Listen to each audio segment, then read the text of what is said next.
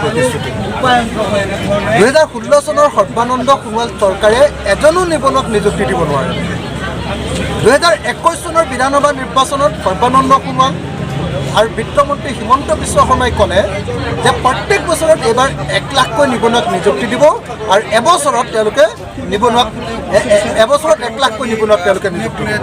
প্ৰতিক্ৰিয়া অসম বিধানসভাত তেওঁলোকে ক'লে অসম বিধানসভাত হিমন্ত বিশ্ব শৰ্মাই এইবাৰ ক'লে যে অহা 10 মে তাৰিখৰ ভিতৰত গণি 1 লাখ নিবনুৱাক অসমত নিযুক্তি প্ৰদান কৰা হ'ব কিন্তু দুৰ্ভাগ্যৰ কথা এতিয়ালৈকে 15,351 জন মাত্ৰ প্ৰাৰ্থীৰ কাৰণে এতিয়ালৈকে বিজ্ঞাপন দিয়া হৈছে অথচ মুখ্যমন্ত্ৰীয়ে কৈছে যে 60,000 বিজ্ঞাপন পদৰ কাৰণে বিজ্ঞাপন তেওঁ মুকলি কৰি দিছে 60,000 পদ নহয় 15,351টা পদৰ কাৰণে এতিয়ালৈকে বিজ্ঞাপন মুকলি কৰি দিয়া হৈছে আৰু এটাও পদত এতিয়ালৈকে নিযুক্তি দিয়া হোৱা নাই যদি যোৱা 8 মাহত তেওঁলোকে এটাও পদত নিযুক্তি দিব নোৱাৰিলে অহা 2 মাহ আৰু এদিন সময় বাকী আছে 10 মেলে এবছৰ হ'বৰ কাৰণে 2 মাহ এদিন বাকী আছে এই 2 মাহ এদিনত তেওঁলোকে 1 লাখ নিবনুৱাক নিযুক্তি দিব বুলি আমি বিশ্বাস কৰিব পাৰোঁনে ধৰ্মীয় ৰাজনীতি কৰিছে আবেগৰ ৰাজনীতি কৰিছে হিন্দু মুছলমানৰ ৰাজনীতি কৰিছে ৰাষ্ট্ৰীয়বাদৰ নামত ভুৱা প্ৰতিশ্ৰুতি তেওঁলোকে দিছে আৰু এনেকৈ তেওঁলোকে হিন্দু মুছলমানৰ ৰাজনীতি কৰি মূল অৰ্থনৈতিক বিষয়বিলাকৰ পৰা ৰাইজক আঁতৰত ৰাখিছে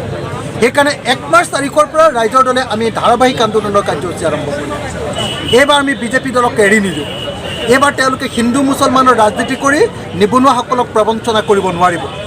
10 মে তাৰিখৰ ভিতৰত 1 লাখ নিবনুৱাক নিযুক্তি দিবই লাগিব এই প্ৰতিশ্ৰুতি পূৰণ কৰিবৰ কাৰণে তেওঁলোকক বাধ্য কৰিবৰ কাৰণে এই আন্দোলন আৰম্ভ হৈছে এই আন্দোলন প্ৰত্যেক সপ্তাহতে চলিব বিধানসভাত ৰাইজৰ দলৰ একমাত্ৰ বিধায়ক হিচাপে ইয়াৰ বিৰুদ্ধে প্ৰতিবাদ সাব্যস্ত কৰা হ'ব প্ৰত্যেক দিনে এই বিষয়টোক লৈ মাত পতা হ'ব আৰু চৰকাৰক 10 মে তাৰিখৰ ভিতৰত 1 লাখ নিবনুৱাক নিযুক্তি দিবৰ কাৰণে বাধ্য কৰিবৰ কাৰণে আমি সকলো ধৰণৰ প্ৰচেষ্টা অব্যাহত ৰাখিম 10 মেলৈকে বেছি সময়সীমা নাই মই বাৰম্বাৰ কৈছোঁ যে 10 মেলৈকে মাত্ৰ 2 মাহ এদিন সময় বাকী আছে 30 দিনকৈ যদি মাহেকত ধৰোঁ তেতিয়াহ'লে 2 মাহ এদিন সময় বাকী আছে 2 মাহ এদিন সময়ৰ ভিতৰত কেতিয়া তেওঁলোকে 1 লাখ পদৰ কাৰণে বিজ্ঞাপন দিব কেতিয়া তেওঁলোকে ইণ্টাৰভিউ পাতিব কেতিয়া তেওঁলোকে পৰীক্ষাবিলাক অনুষ্ঠিত কৰিব কেতিয়া তেওঁলোকে নিযুক্তি দিব গতিকে এইবিলাক সম্পূৰ্ণৰূপে প্ৰবঞ্চনা আকৌ এবাৰ কৰিব খুজিছে আৰু এবাৰ কোনো পৰ্যায়ে বিজেপি চৰকাৰক আমি প্ৰবঞ্চনা কৰিবলৈ অনুমতি নিদিওঁ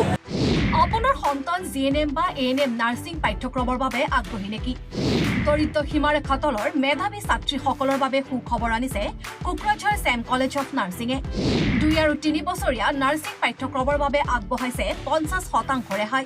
এই সুবিধা লাভ কৰিবলৈ শীঘ্ৰেই যোগাযোগ কৰক 9854550697 আৰু 9854300175 নম্বৰত